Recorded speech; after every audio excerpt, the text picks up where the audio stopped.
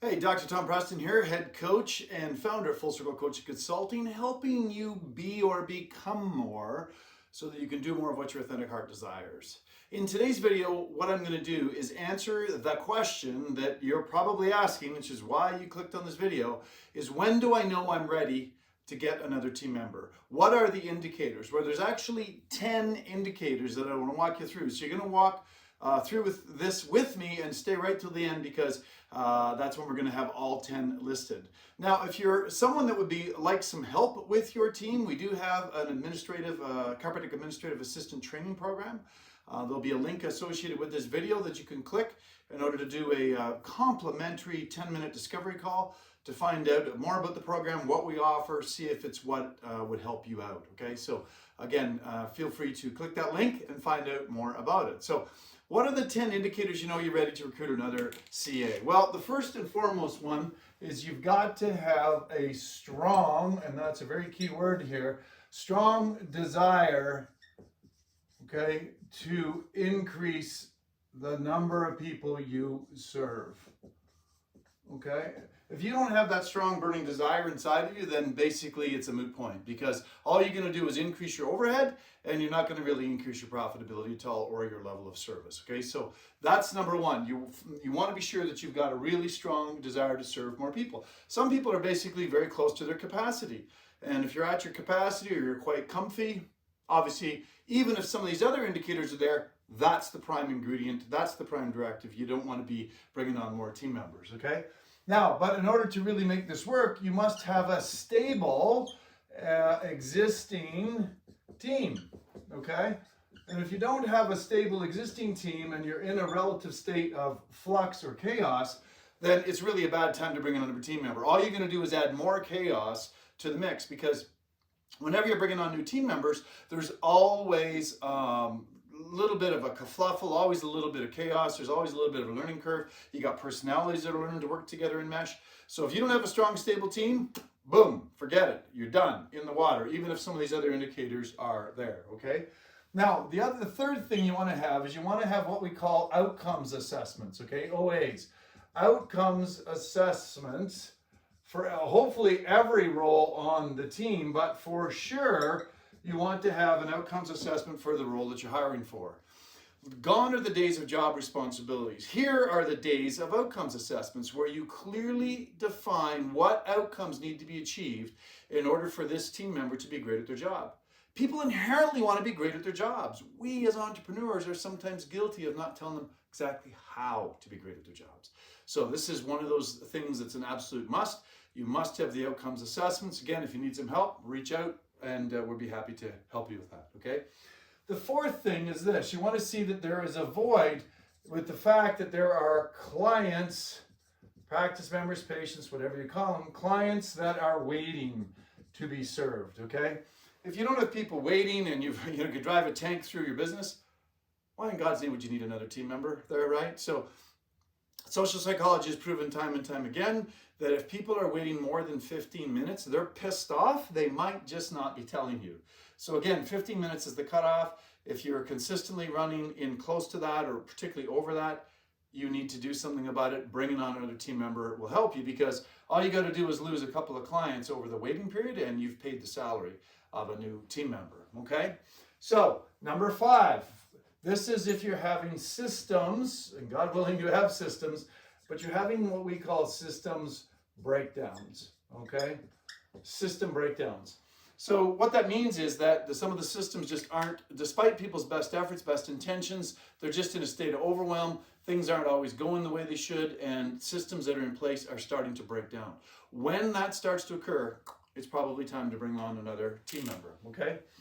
Number 6 is capacity blocks, okay? This is where, you've tweaked the systems, you've worked on the breakdowns. That's not systems breakdowns, it's system breakdowns.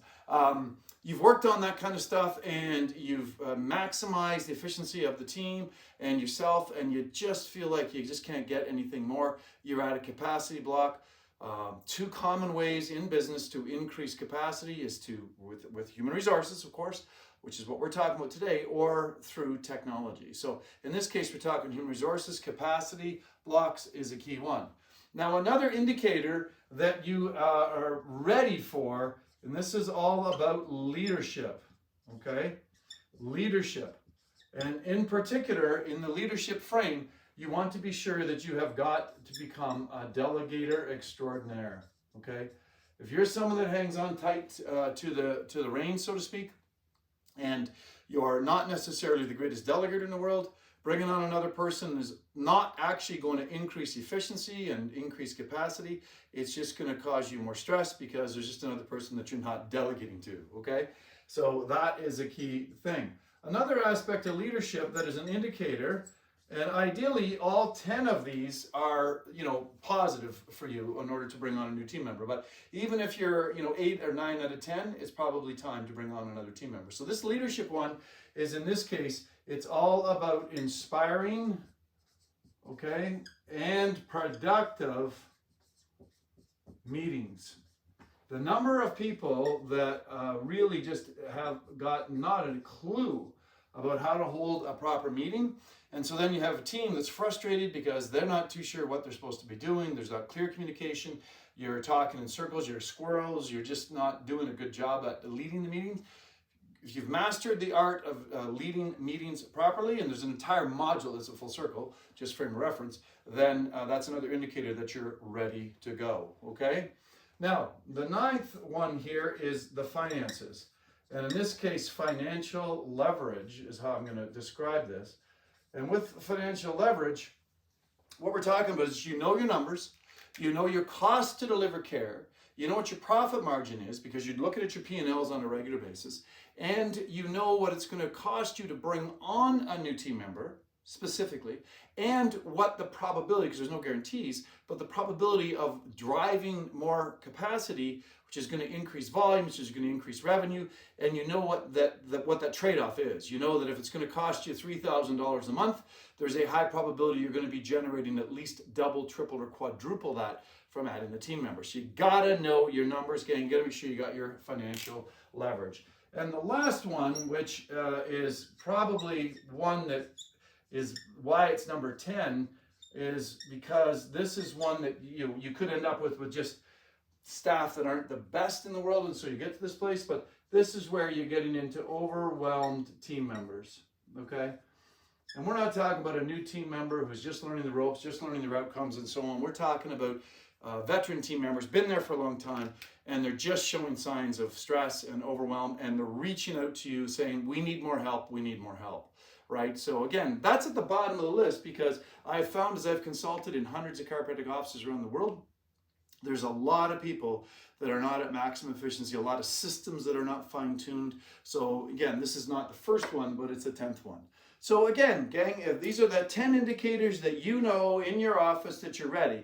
Again, if you don't have at least 7, 8, or 9 of these in place, then you're probably not ready. There's other things you could work on. So let's review them real quick. Strong desire to serve an increased number of new clients. Stable existing team. Don't add more chaos to it, gang. Properly written outcomes assessment for the role. There's a void. You've got clients actually waiting to be served. You got systems breaking down wherever those are. You've got capacity blocks. You've got a couple of nice pieces of leadership here relative to being a good delegator and knowing how to run an effective meeting. You've got financial leverage. You know your numbers. You know what it's going to cost you to bring this person on, what your potential profit is. And you've got overwhelmed team members that are asking for help. So again, Dr. Tom here helping you become more so you can do more and have more. There is great leverage in team members. Do not bring them on unnecessarily. Do not bring them on early. Do not increase your overhead for no reason. Get the 10 indicators. Know that you're ready. Bring them on and enjoy the rewards.